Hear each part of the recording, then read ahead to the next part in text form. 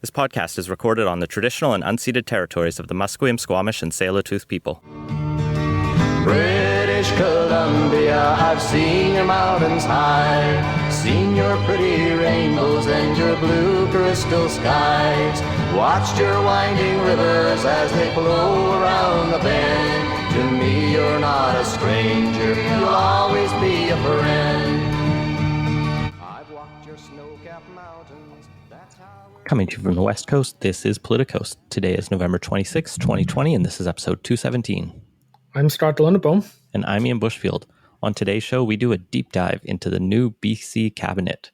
First, thank you to the 100 people who contribute every month, and thank you to Stuart Prest for stepping in last week. I had a family emergency of sorts. Everything's fine, but it was nice to be able to rely on talented, smart people like Stuart to be able to step up and fill my shoes.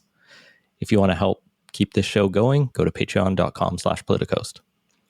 Politicoast is also in partnership with BC Today, British Columbia's daily newsletter dedicated exclusively to BC politics. Sign up for a free trial to have unique coverage of the BC legislature delivered to your inbox every morning. Listeners to Politicoast enter the offer code CITIZEN for access to a special rate. For your free 2-week trial of the newsletter, go to politicstoday.news/free-trial.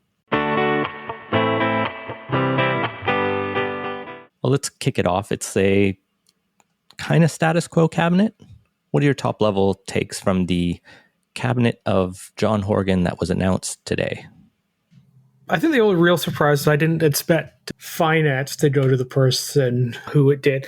I should say also, I didn't really have much in the way of strong priors and what I was really expecting out of this cabinet.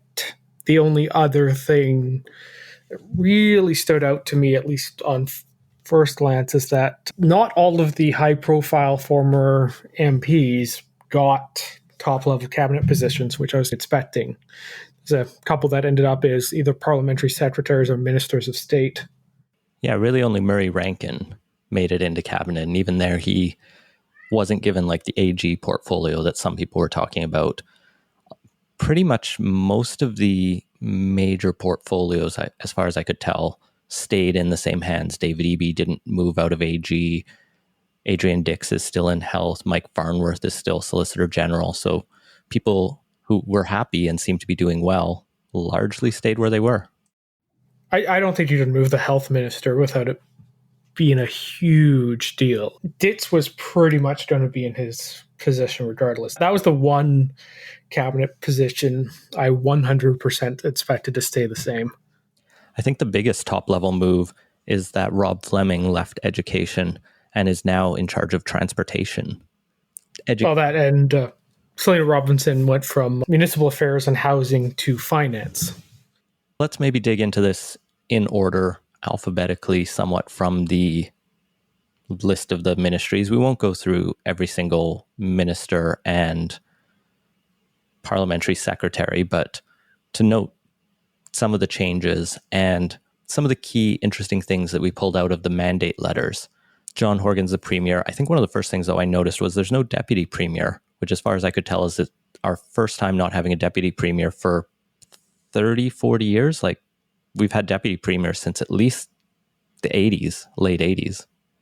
Yeah, I suppose that's a little odd. But on the other hand, like, deputy premier really has no constitutional significance at all. So the fact that there isn't a post on that, just not a huge amount to say on that. And these days, the second in command is often more the chief of staff than another minister. It's worth noting that Carol James, the outgoing deputy premier and finance minister, has been appointed as special advisor at the serious cost of $1 per year to John Horgan, and I guess anyone in cabinet who wants to hear from her. Overall, I think that's probably a very good thing for this government. She's smart, well-respected, did really well in finance in a tough situation. And so the fact she's willing to still help this government out is probably promising. She's probably not still deputy premier, though. That would be really weird. Yeah, there isn't a formal requirement that anyone in cabinet be elected, but there's an unofficial rule for that, and it would be just really weird to have the deputy premier not be one of those people. Let's start at the top of the alphabet. The Attorney General, as we mentioned, is David Eby. He also now picks up the role as the minister responsible for housing. His other mandates include things that aren't very surprising, working on the justice portfolio, working towards decriminalization of personal possession of drugs, along with the Solicitor General and Minister of Mental Health and Addictions, which is what the NDP promised in the election by pushing Ottawa to change the criminal code. But what I found interesting in there is that in the absence of prompt federal action, it writes, the minister will develop a made in BC solution that will help save lives. Conveniently, the public health officer, Dr. Bonnie Henry, wrote a made in BC solution a few years ago and presented it to Cabinet, to which they went, that's a nice report. We'll put it on the shelf. It's a pleasant surprise to see a government that's actually willing to not just play endless rounds of federalism on buck passing to other levels of government. So, yeah, it's a refreshing change to see that, even if it is a little suspect on the grounds that the criminal code is exclusively a federal jurisdiction. The other stuff that he's continuing to work on, money laundering. On the housing side, he's got a few things. Basically, it's continuing the work the NDP had been doing on their housing plan, implementing the rent freeze they promised, implementing a homelessness strategy, updating the building code to be more accessible, and together with the Minister of Finance, fix the Strata Insurance dumpster fire. David Eby's always been the Minister of Dumpster Fires, and he no longer has to deal with ICBC. That got moved over to Mike Farnworth because I guess it's not on fire anymore. It's just smoldering. But Strata Insurance is definitely a red hot mess. Overall, I wasn't too happy to see housing get tacked on to the Attorney General role. Outside of the current COVID situation, housing was one of the most pressing issues in the province, and we're still a long way from really solving it. And it's not a great sign that it gets appended as an afterthought to the Attorney General. And I know there's the argument that David Eby's a high-profile cabinet minister. Some of the other stuff that got tacked onto his portfolio last term, there was decent resolution on. But regardless, being Attorney General is a full-time job, and nothing really is going to change that. And there's only a finite amount of hours that any minister can spend on anything, and that simply means there has to be trade-offs there, and it would be much better to see either a dedicated ministry for housing, or rather than that, if it is going to be split and with another ministerial responsibility, at least be something that properly overlaps it, like back when it was in with municipal affairs. Early in his mandate, Eby took a lot of heat and was accidentally, in a way, the point person on some of the controversial taxes the NDP brought in, the empty homes tax, the speculation and vacancy tax, or not the empty homes tax, on the speculation and vacancy tax and on the school tax surcharge, particularly because he represents a riding with a lot of people who got hit by that mansion tax. And so I think he has been seen, and he has done actually a lot of advocacy for housing issues for his constituents. So I see why he was chosen for this personally. Like, I get the argument that the Attorney General is a very busy office, but Eby's somewhat proved himself to be able to handle and juggle a lot of big issues. Remember that he also did the electoral reform referendum in his last mandate on top of everything else he was saddled with. And we can just... Yeah, which, if I recall, failed. We do not have electoral reform. He did run a referendum, whether we think it was done well or not. There was significant complaints that the NDP did not put sufficient resources into ensuring the referendum passed. And that was the split within the party itself.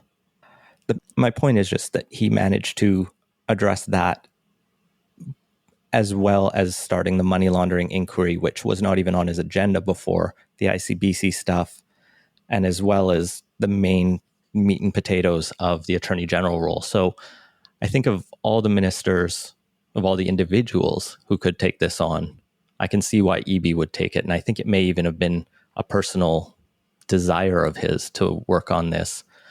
The other thing is a lot of the housing issues in BC, as the government sees them, are just continuing what they'd been working on. They didn't promise to do much more beyond what had been already put in the works through the housing plan and the work being done by the housing hub. We can think that's not enough, but a lot of the mandate letters just refer to things that were promised in the platform. Regardless, those are all fair points, but it still fundamentally doesn't change the fact that when you put an and minister responsible for whatever onto it, they will never be able to dedicate the amount of resources, time, and attention that a dedicated ministry would have. And the way governments often signal something, say priority, is not rather than tacking on to someone else who has a full-time job, is create a dedicated ministry like they did back with the Ministry for Mental Health and Addictions.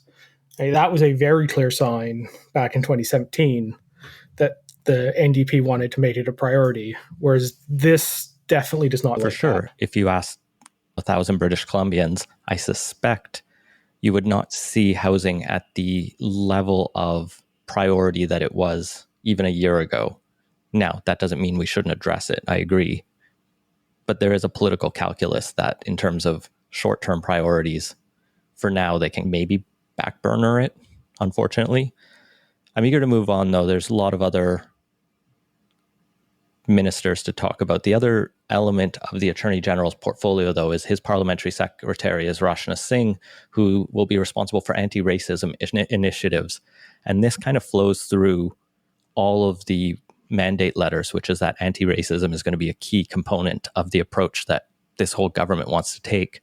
And Singh will be responsible for reviewing anti-racism laws in other jurisdictions and consulting with stakeholders and helping introduce an anti-racism act for British Columbia, as well as finding other legislation that might be necessary to reduce discrimination and permit race-based data collection in both the health and education system, something that many people have pointed out we've been severely lacking in COVID. So that'll be interesting to see. Moving to the next ministries, some of the new moves around. Anne Kang, my MLA actually, she is now the Minister of Advanced Education, Skills and Training, responsible largely for implementing the promises in the NDP's platform on post-secondary education, so we won't dwell on that. Lana Popham stays in agriculture. Lisa Baer is the new Minister of Citizen Services. Mitzi Dean is the new Minister of Children and Family Development. Together with Katrina Chen, the Minister of State for Childcare, they'll continue to roll out Childcare BC. And the new Minister of Education is Jennifer Whiteside. I mentioned Rob Fleming moved out of that role, probably to the cheering of many teachers in the BCTF who found him to be unimpressive in the role. Though his record is arguably pretty good, he did manage to negotiate a new collective agreement with teachers. And hell, any education minister who doesn't have a strike on their hands probably gets a pass in this province. Yeah, that's always a potential flashpoint that didn't actually flash into anything. So yeah, in that respect, it's like Veterans Affairs federally. Like, it's very hard to be a success in that role where you're generating a lot of good news, but just not generating bad news can be its own mark of success. Whiteside's interesting. She comes from the Health Employees Union, and I've already seen a BCTF tweet congratulating her on the appointment, which I would hope the union would congratulate the minister, even if they didn't necessarily agree. It'll be interesting to see how she works with the BCTF, given that her own background is in a large labor organization. So that'll be, one I'm watching going forward. There wasn't anything that jumped out in her mandate letter beyond what the NDP had already been doing on education. She will be working with the previous Ministry of Childcare to bring childcare into the Ministry of Education by the end of the NDP's 4 years. And of course, how she deals with COVID over the next few weeks and months, particularly as teachers face a potential shift to whatever previous phase where maybe it's half online or maybe in-class instruction is suspended. She's going to have a lot on her plate very soon, undoubtedly. Yeah, it's going to be interesting to watch her because one area the NDP is traditionally vulnerable on is being seen as being overly chummy with public sector unions. So how that relationship plays out could potentially be a weak point. But there isn't going to be a contract negotiation up for till I think 2022. It should spare them for a little bit on that. The next change is not a change in the minister, but a change in the ministry. The former Ministry of Energy, Mines and the former Ministry of Energy, Mines and Petroleum Resources is now the Ministry of Energy, Mines and Low Carbon Innovation. Bruce Ralston is still in that role. It's interesting to see petroleum resources dropped and low carbon innovation swapped in, especially when the mandate letter contains nothing about LNG or liquefied natural gas. The NDP had promised to keep going on the LNG project they're working on, and now that's disappeared from the language. Instead, Ralston has a lot of language in his mandate letter about clean BC, expanding zero emission vehicle usage, establishing this BC Centre for Innovation and Clean Energy, and even undertaking a review of oil and gas royalty credits to ensure we're getting our fair return. All more or less expected. LNG entirely disappearing is somewhat noteworthy. Not a huge fan of changing the name, but whenever these ministries actually change the name, it always feels very in your face. They're banging you over the head with the point they want to make, especially on this one with like low carbon innovation, which just feels so buzzwordy. Especially because, like, yes, a fair bit of innovation is needed to address climate change, but there's also a lot of low-hanging fruit that we could start to implement on immediately that doesn't require a huge amount of innovation, that they aren't exactly rushing ahead with as quickly as they could be. Getting the words petroleum resources out of the name of the ministry is a positive step for a government that's trying to champion a clean BC plan. So at that minimum, whether they needed to put low carbon innovation or something else in, fine. I get it with how they're trying to frame this. The shift is notable, though, considering the amount of criticism the NDP has taken from its base and the Greens on LNG. The other controversial aspect of Ralston's portfolio is Site C. And rather than make sure it goes ahead, he is tasked with drawing on the findings of the independent review, ensure the cost and schedule pressures facing it are addressed in a manner that protects the best interest of British Columbians, which is super vague. The way I read that is make sure it goes ahead without being very upfront that they're going to go ahead with it. But yeah, also, like, it's not the entire NDP base. It's the urban progressive part of the NDP base rather than the kind of blue collar trade union part of the NDP base that is much more the anti-LNG, anti-Site C contingent. Next up is environment and climate change strategy, as well as the minister responsible for TransLink, George Heyman. So his mandates include pretty much what you'd expect: the Clean BC targets, supporting the Mayor's Council stuff. Now, what I don't particularly like about this is moving TransLink out of the Ministry of Transportation and Infrastructure. Yes, TransLink does have, and transit in general, does have environmental and climate benefits, but they really are secondary to transit's main function, which is to get people around, connect people throughout a city.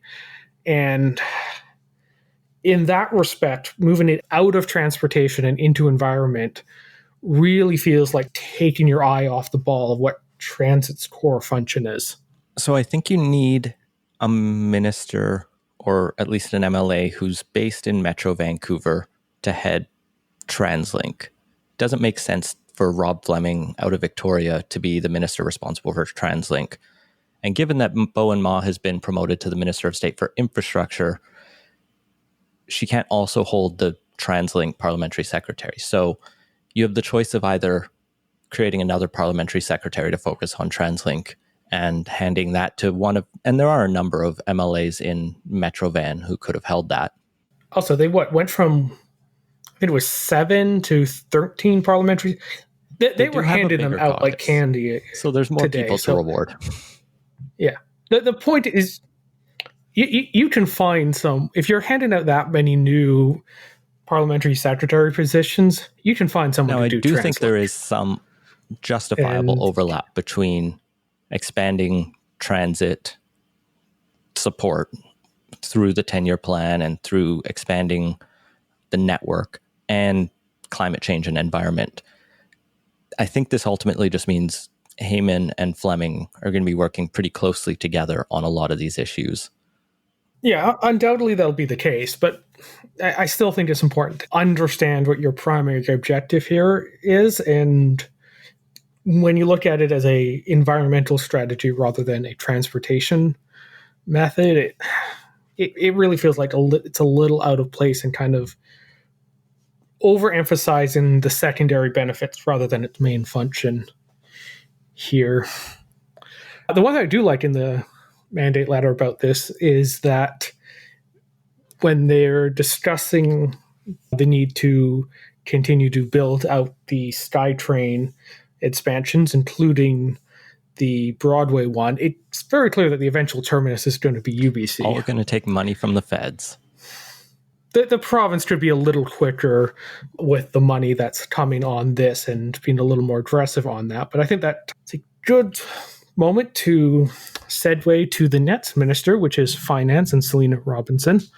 So this one was a bit of a surprise for me. She was okay as Minister of Municipal Affairs and Housing, but I wasn't wowed enough to be thinking, oh yeah, she should definitely be the person to fill Carol James's shoes and take on what's arguably I'd heard her name most important ministry tossed around as a possible finance minister a few times before she was appointed today. Like you, I wasn't sure that was the best fit for her. She was a previous city councillor in Coquitlam, family therapist before entering politics. Critics for municipal affairs, but I also don't think she flubbed it in a horrible way. That's not a huge endorsement, but it may have also been a situation of, if not her, who? Like, I don't know actually who else I would have picked. Yeah, I definitely would have given her a passing grade, but not particularly high one for that. Yeah, there isn't an obvious alternate if you're keeping EB and Dix in their portfolios. Still, finance isn't exactly the ministry you want to be doing there's no one else around for. But regardless, the mandate lever covers a lot of what you'd expect, getting out the recovery benefit, the renter's rebate, which will be income tested, also a recovery investment fund to deliver 1% of GDP to new capital projects, which when you do the math works out to about 2.5 billion dollars in that range, which, I mean, yeah, that's good, but there are single projects that we could really use that are in the $1 billion range. And with interest rates being what they are, 1% of GDP seems a little unambitious on that, particularly as you're going into what could be a long recovery out of the COVID-induced economic troubles. I understood that as per year, though. And when you look at those larger products, each year. And so when you look at a larger project like the Broadway subway, that's a project that'll take 4 or 5 years probably to build. And so the amount to invest in it, if you're investing $2.5 billion a year, and hope in some of the larger projects, finding matches from the federal government and local government, that is a lot of money. Like, what was the BC Liberal infrastructure pledge? $8 billion over 3 years? Yes. So this is about that. So it's a decent amount. And if it becomes a permanent thing, and that's on top of existing capital commitments, and their existing capital commitments include like the Langley SkyTrain. So this could see a lot of additional projects. I'm pretty up on this. I'm pretty pro this investment fund. I'm not against it. I just think it, 1.5% may have been a target I would have liked to have seen, or even 2. All right, fair enough. There's some other stuff in here. Reestablishing the government film sector task force. Film has obviously been hit pretty hard by COVID, especially the border restrictions. The NPST on e-bikes, which I think it came out that was Bo and Ma's like pet project to get into the platform. So that'll be nice to see. And there was a weird one in here that the Minister of Finance will assume responsibility for property assessment and oversight of BC assessment. I don't quite know exactly what's going on there. Are you up on that? That I'm not entirely sure. I think assessment might currently fall under municipal affairs. I mean, I'm not actually sure on that necessarily, but I also don't know why they'd be wanting. Maybe it's to just move following that in that Selena Robinson case. Maybe, but I don't know. I didn't hear enough about that. There was some really important reason why that needed to follow her. Well, it's probably on Crown Corp. Also with municipal affairs, Selena Robinson will be working to help provide relief for commercial tenants with triple net leases who are paying high property taxes, and also working to bring down the cost of housing for people by streamlining and modernizing housing construction and approvals. That was the cut the red tape part of the NDP platform that I think was a little surprising, given that it was written in language more familiar probably to BC Liberals than the NDP's own base. Yeah, that's really welcome to see that the language in the platform was surprising.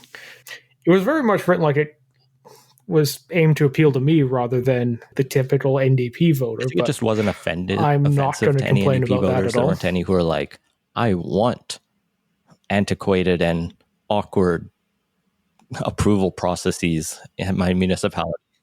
I think you are drastically underestimating how much sentiment there would be for a fuck the developers. Oh yeah, you can phrase it like that, but you can't phrase it like platform blank. If you just say, let's streamline housing approvals, people will be like, yeah, whatever. I think that's how most saw it. Yeah, it's a one step removed. The inverse of that would be popular. Robinson will also be working with Parliamentary Secretary on Gender Equity, Grace Lohr, who's the new MLA for Victoria Beacon Hill, I believe, who replaces Carol James. And gender equity is another element that flows through all of the ministerial mandates.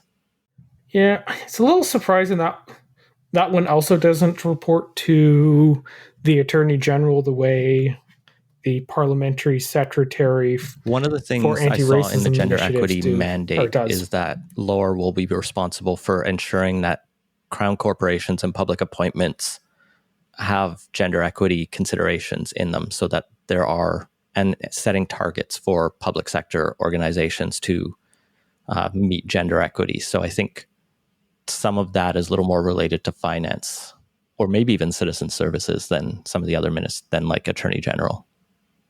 Although I believe the Parliamentary Secretary for Gender Equity will also be responsible for recommending ways to improve BC's laws to be less sexist. The next new appointment to cabinet is, or the next move in cabinet is Katrine Conroy is the new Forest, Lands, Natural Resource Operations and Rural Development Minister, the minister with the longest ministry name. But I think the main interesting thing in her mandate letter is that her job will be to help carve up her ministry with her Minister of State for Lands, Natural Resource Operations, Nathan Cullen. The goal is to give him a real ministry, but he doesn't have one yet. They gave him a Minister of State and said, we will aim to get you a real ministry. So it sounds like they gave him training wheels, possibly as a little slap on the wrist for his performance during the campaign, which was not clean. Yeah, this feels very much a subtle slight toward, or maybe not even that subtle, towards Nathan Cullen. If you'd September 1, if you'd looked and said, okay, what is Nathan Cullen's likely role in this government? I don't think anyone would have said Minister of State for Lands and Natural Resource Operations. It very much feels like a demotion relative to kind of the expected path of Lands and Natural Resource Operations. That I can see making sense for him. He represents a northern riding, a large one. That's a lot of land. There are some natural resource projects in his riding.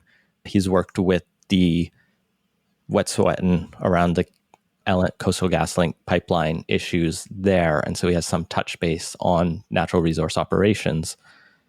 That fit is okay, but yeah, making it a Minister of State with the goal of becoming a minister is a very unique form of punishment. So the other interesting thing buried in the forestry, lands, natural resource operations and world of, wow, that really is I can see why they want to split up for no other reason than to save printing costs on the stationery. The acronym is FLNRORD, whereas others are like, you don't even have an acronym for health, or it's HL. That is an initialism that is already too complicated to work through. But yeah, buried in there and a couple of other related ministries is expanding, I think they call it high-speed connectivity, which one assumes means fast internet, but isn't actually spelled out as that, which is good.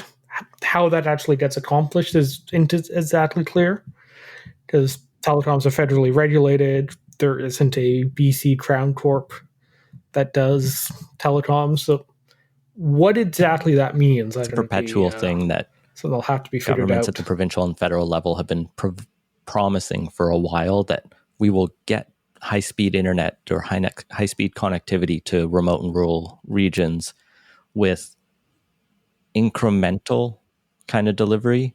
I think largely it's been subsidies and preferential treatment for the big three telecoms to set fiber optic up. Establishing a Crown Corp to do it would be very efficient and very NDP, but I'm not that optimistic. No, they absolutely should. Telecoms is one of those things where I tend to be full on just nationalize the damn thing, because it really functions as a national monopoly in a lot of ways, or even in the best case scenarios, a uncompetitive oligopoly of a couple major firms that you don't really get any of the benefits that market competition actually delivers in so many other sectors. And so you might as well just do it. It's, like I said earlier, it's super cheap to borrow for long term. It really is a critical piece of infrastructure for the 21st century economy. Just do it. Make a splash. Actually, just, there's no reason not to do it other than being a little gun shy. It feels. Speaking of feeling a little gun shy, over in the Ministry of Health, Adrian Dix is obviously responsible still for COVID, providing free vaccines to everyone. But the big thing in his portfolio is going to be continuing to clean up long-term care. And some of this has started with COVID, but it was during the election campaign where the Greens really staked out we'll go to 100% public long-term care. And the NDP was like, we'll get it to be a little bit less privatized and make it a little more stable work. And that's where they're still aiming. They've been doing good work on there. It's a long, complicated problem, as I think we've talked about a few times in the past. Dick seems like he knows what he's doing on the files, though, at least. And because of that, there was absolutely no way they'd move him in the middle of such a major public health crisis. If there'd been constant screw-ups, which I think you make a pretty solid case that post first wave, BC's response has been a little subpar at the very least. But like, there aren't obvious bad decisions that were made that necessitate a change in leadership in health. So because of that, any change would be such a strong signal that the government had screwed something up. There was no way they were going to move him. His So long job as he was still wanted it. very safe. Like he did. You're cuffed to that desk. Even if he didn't want it, if you're sitting around the if you're sitting around the premier's office or Zoom in with your colleagues at the premier's office in a socially distant manner, I can't see the discussion leading any way, but you gotta just give it to him if he's going to be in cabinet. There isn't, if he asks for something else, you just gotta say no and keep him in health. Dix will also be responsible for building and modernizing hospitals across BC. I note that it's interesting it talks about building. I don't recall, I may have just missed it, whether they promised to build new hospitals. They may have talked about another one for CERP. They promised a couple, I think, during the campaign. He'll also be trying to make prescription contraceptives free for everyone and fighting for a national pharmacare plan. Now, here's an area where health is a very provincial jurisdiction, and rolling out a provincial pharmacare plan that then you get money from the feds to help fund and run. You could just do, like, that's how Tommy Douglas made the Medicare system work. He did it in Saskatchewan, and then eventually the feds bought in. It makes sense to do it nationally if you can, but it's another area like the drug decriminalization where if the feds are still dragging their feet, eventually just start doing something. Well, not just talking about it. It makes a lot more sense than the decriminalization thing, because this is actually a very clear-cut provincial responsibility. And I could see if you're going to introduce pharmacare, there's some benefit to doing it nationally, but there's been an absolute fixation on that seems at best counterproductive, or at best not a great allocation of resources in terms of advocacy and trying to political capital, and at worst just counterproductive when this is very clearly a provincial responsibility, and there are, I think, more relevant participants at the provincial level in several provinces. So it's always made me scratch my head why there's so much emphasis on going federally from the advocates. You mentioned at the top, the one federal MP who jumped to provincial politics who was appointed to full cabinet, and that was Murray Rankin, the new MP for Oak Bay Gordon Head. He's named the Minister of Indigenous Relations and Reconciliation, which fits some of the work he's done for the government, again with the Wet'suwet'en and other communities. Ravi Kahlon was promoted to a full minister as the new Minister of Jobs, Economic Recovery and Innovation. Standard stuff in his mandate letter, advancing clean BC jobs as part of the recovery. Big focus on shipbuilding, aerospace, and forestry, I noticed, as industries to really flesh out, especially the timber or mass timber strategies. Yeah, several of those feel really like 70s through 90s NDP in the sense that they're very traditional kind of unionized labor sort of industries. We still do have shipbuilding docks in this province, so that's worth focusing on. I don't know how big our aerospace industry is. I didn't know we really had one. There's Viking Air out of Victoria that makes Twin Otters. And then there's a few. They bid on the Fitzwin SAR contract, but lost out on that a couple years back. But there are there's at least one small airplane manufacturer in the province, and I think several other parts manufacturers.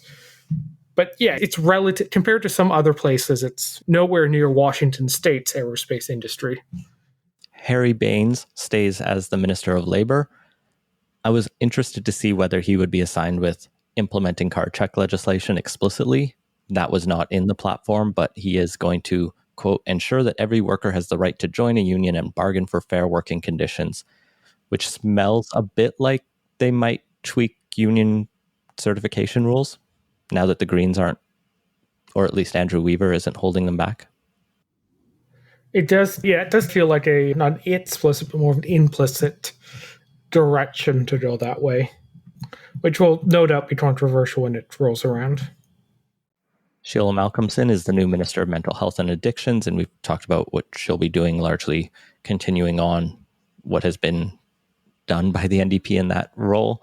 The new Minister of Municipal Affairs is Josie Osborne, who I believe was the former mayor of Tofino. She was the mayor of Tofino, and there's now going to be a by-election to fill. When she was first elected, she was Canada's only Green Party affiliated mayor. She switched parties at some point. I did not know that she had that background. So it'll be interesting to see what she does, especially as a small town mayor relative to Robinson, who represented Coquitlam, which is one of the larger Metro Vancouver communities, at least on the outskirts and growing. That's in her mandate is, as you'd expect, including supporting communities through COVID. Interestingly, she has been tasked with streamlining foreign credentials for regulatory and health-related colleges, which seems like it has nothing to do with municipal affairs to me. Yeah, I noticed that too. It felt like it should be more like labor or advanced education or any of those ones. Like one of those things that I'm pretty in favor of them doing a lot of work on, because a lot of people who immigrate to Canada have trouble getting jobs in the trade that they're educated for. But it's not really seem like a municipal affairs issue, though. It feels really out of place in that particular mandate letter. And her background is in marine biology and resource management. So not exactly someone who has experience navigating kind of the health-related colleges either. It just feels weird on that one. Yeah, as mentioned when we were talking about housing earlier, she'll be working with Evie on streamlining a lot of the approvals issues and modernizing that, which is good. And I believe she's been fairly outspoken in the past on kind of that more pro-housing outlook, which is good. So not a bad choice there. Moving on to public safety and Solicitor General, Mike Farnworth stays in the post.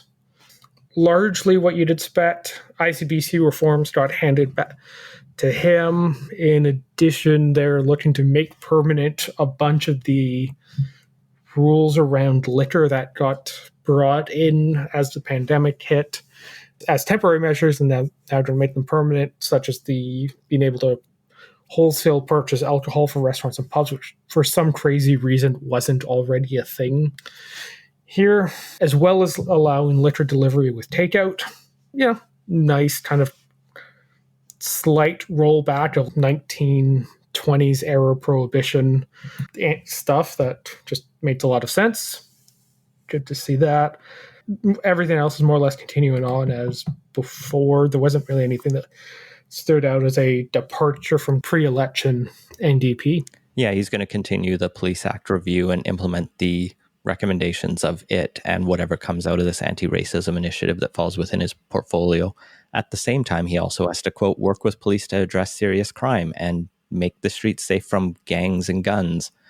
It does talk about introducing new legislation around sharing for law enforcement agencies, regulating imitation firearms, and strengthening the regulation of shooting ranges. I don't recall the NDP campaigning in the election on any gun laws, and gun laws are generally done at the federal level. So it's interesting to see some of those squeezed in here. I don't know that any... Yeah, there's probably like some land use rules about firearms ranges, but for the most part, firearms laws are federal, so it's a little weird to see included there. Nicholas Simons from Powell River becomes the new Minister of Social Development and Poverty Reduction with Shane Simpson's retirement. Simons was not in the last cabinet, so I'm happy to see him here. I actually like Simons as an MLA. Not a lot of surprising stuff in his platform, continuing to advance the poverty reduction plan, but also working in the recommendations that are to come from the basic income panel. He's going to be the one responsible for bringing in accessibility legislation early next year and has to create a period poverty task force. So there'll be some interesting legislation. And next steps coming from him. If BC gets a basic income, you can thank Nick Simons for it, I guess.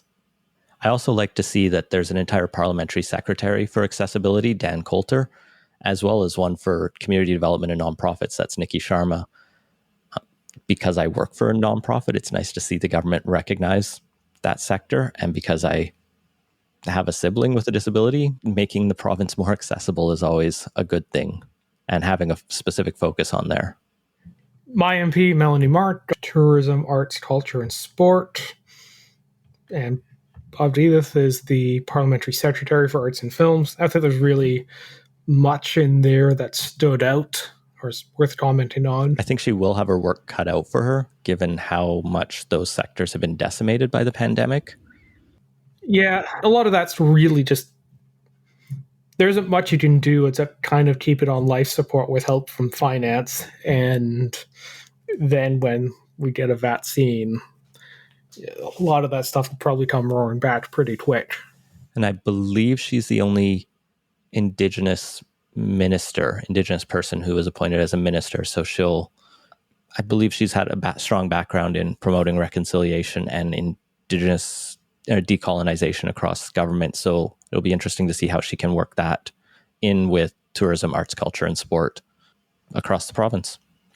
And finally, as mentioned previously a couple times, Rob Fleming's the new Minister of Transportation and Infrastructure, and Bowen Ma, the Minister of State for Infrastructure. I think we've talked about most of the things that are in these two's wheelhouse. One notable one I saw in Rob Fleming's portfolio or mandate letter is to streamline effectively RFPs to get better deals for procurement for BC. Also, just make it much less of a hassle to go through the whole process. Yeah, it's a good thing. It's only going to be really, I think, seen on the background and a lot, but yeah, large government RFPs, requests for proposals, basically bids. Some streamlining there would not be a bad thing. So good to see there. Otherwise, expand kind of everything. The South Island transportation strategy, expand BC Bus North, expand BC Ferry, or improve BC Ferry service at peak times. There's a goal of doubling active transportation, that's walking, biking, etc. trips by 2030 across the province. So a lot of sustainable green transportation stuff is going to be coming through. The other thing I noticed was integrate TransLink and BC Transit. So I'm wondering if that is basically going to result in being able to do a single fare from Abbotsford into Vancouver on the transit system, rather than having to change and at the edge of the Metro Vancouver onto a different bus system and come through. And who knows, maybe we'll have compass cards province-wide that can be used for everything. Wouldn't be too bad. Bowen Ma is going to be responsible for widening Highway 1 all the way out to Whatcom Road, as well as dealing with the Massey Crossing by supporting communities on both sides. It's a little vague. So she also has to finish the Patello Bridge replacement project, and that one is just ensure the successful completion. So in one, it's just build the new bridge, Patello's being done. On the other, it's get the support of the local communities to replace the Massey Crossing. It's a lot more caged, and so we're going to replace the Massey Tunnel because it needs replaced, but we don't know how to do it yet, because we don't want to build that giant bridge the BC Liberals proposed, which was overkill. This is I'm kind of not thrilled about the press, but even just a slightly smaller bridge either, which may be more politics than anything else. So that covers off pretty much everyone in council and everything that stood out. The other thing that stood out to me is the people who weren't in cabinet or named to parliamentary secretary. One of the most notable possibly is former cabinet member Ginny Sims, who had a few scandals in the last, one of the few cabinet members in the first Horgan government with any black marks, a few investigations behind her. I think she briefly left caucus when the RCMP were investigating her. Ginny Sims is not in cabinet at all. She'll be in the backbench. As well, Aman Singh, who is the star candidate in Richmond, Queensborough, who had been flagged as an up-and-coming lawyer in the party and someone who could be somewhere. Wasn't clear where exactly he could land, but to not get anything, I'm sure he'll still be a good voice in caucus, but there were some new MLAs who were appointed right to cabinet, but I'll be interested to see what he accomplishes through his time. And if we cross the party bench, there was some more news on the BC Liberal front this past week. You and Stuart talked a little bit about some of the criticism that had erupted within the BC Liberal Party over allegations of rampant sexism and descriptions of Andrew Wilkinson's behavior as just a sexist bully, is what Rob Shaw's headline in the Vancouver Sun read. Following that, on, I think it was Saturday, Andrew Wilkinson posted to Facebook that he was effective immediately resigning as leader and welcoming whoever would be appointed as the interim leader as soon as they could find one. And earlier this week, they did find one, as Shirley Bond was appointed interim leader. So she is long-serving MLA, first elected in 2001, comes from the interior of the province. Prince George Valemont, way up north. Held a few different ministerial jobs in past, so like party stalwart, isn't likely to upset too much. But as the leadership process goes on, there's always a case where people get excited about the prospect of what a interim leader means and almost always read too much into it. I think is very unlikely Shirley Bond's going to do anything to change the direction of the party, but will, probably competently hold it together and do a decent job of providing Her Majesty's loyal opposition to whatever the NDP wants to do over the next year until the permanent leader's in place. Yeah, I get the sense Bond is pretty well respected on both sides of the aisle. She's been around long enough. I don't think there's ever been any knives out for her, so probably a pretty solid choice. I think the high water mark for interim leaders of parties is Ronna Ambrose, and she's literally the only interim leader that comes to mind as being particularly distinguished in there. Bob Ray did not a bad job, I think, post Ignatieff, but even, I agree. Ronna Ambrose is the high water mark there. But the next step is to find out what the BC Liberal leadership race will look like. I'm sure they'll roll out their plans in the next few weeks. The throne speech is coming on the 7th. The Liberal Constitution requires, I believe it's within 1 year. So by next November, there will be a new leader in place. So we'll stay tuned for all of that and to see how this new cabinet takes shape and what they set as their agenda in a couple of weeks. Well, moving on to quick takes. One of the things the new Minister of Education is going to have to figure out is what to do about the Chilliwack School Board, because frequent person of controversy, school trustee Barry Neufeld, is once again in the news. This time he is in trouble for referring to a couple or local reporters of one of the Chilliwack newspapers as he used the R word. He didn't apologize for that. And people again went, wow, why is this guy representing our children?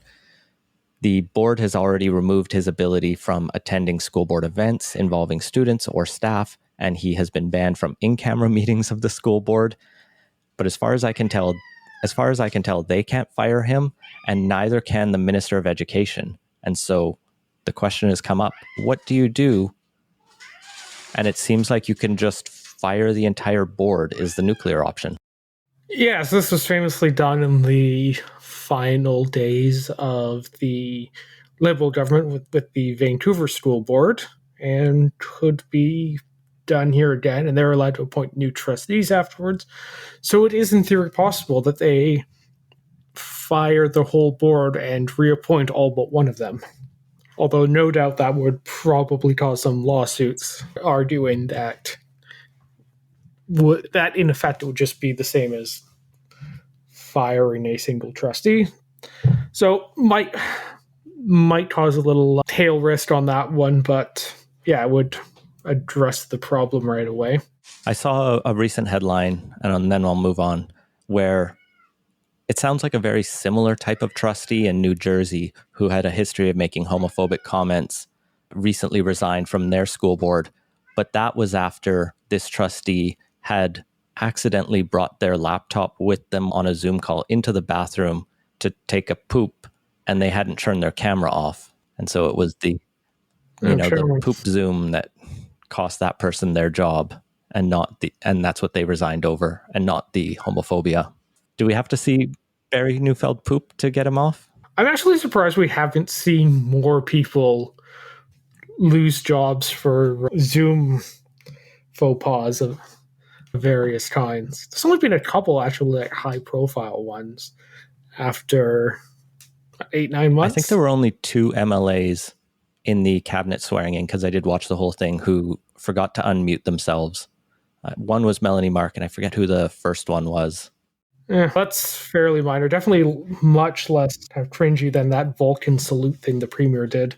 Well, and the final story tonight, while we're on homophobic comments, is a major report that has been published about the RCMP by a former Supreme Court Justice, Michel Bastarache. Someone else can correct me on that. Basically, he was appointed to do an inquiry on the RCMP following what was called the Merlo-Davidson settlement of women who had experienced sexual harassment and gender and sexual orientation discrimination while working for the RCMP. He, over 4 years, interviewed 640 different people who had worked with the RCMP to independently assess the claims, and came to the conclusion that the level of violence and sexual assault that was reported was shocking. What women told the assessors shocked them to their core. This process has forever tarnished the image of the RCMP as a Canadian icon. It's a big story that I think got missed. Even as I reviewed this, I was like, oh yeah, this is a big thing. Yeah, it is. Some of these claims date back to the 70s. I guess in 2016, the Liberal government had set aside $100 million to settle claims as they came forward, and they expected about 1,000 claims against the RCMP to come forward. Instead, over 3,000 claims were brought to the government. 2,300 were paid out. The rest were dismissed, and it cost the federal government over $125 million to settle with all of these claimants. The justice concludes in his report, it's time to discuss the need to make a fundamental change to the RCMP and federal policing. He's of the opinion that culture change is highly unlikely to come from within the RCMP. The latter has had many years to proceed, has been the subject of numerous reports and recommendations, and has yet been unacceptable behavior continues to occur. He lists a number of recommendations. He calls for an external review. The RCMP Chief Commissioner, Brenda Lucki, is cool on the idea of an external review, which kind of goes to the point that an unwillingness to be accountable is a core issue in Canadian policing right now. And hopefully the Justice Minister federally or hopefully the Federal Public Safety Minister reads this report and does something with it, because damn, the RCMP is a problematic institution from its core out. And little tweaks around the sides, little training courses aren't going to be sufficient to fix what is clearly a deep-seated problem here. And that has been Playtoast. Find links to everything we talked about at playtoast.ca. Support the show and get access to our Slack channel at patreon.com/playtoast. Our intro music credit is Beautiful British Columbia by Serge Plotnikoff.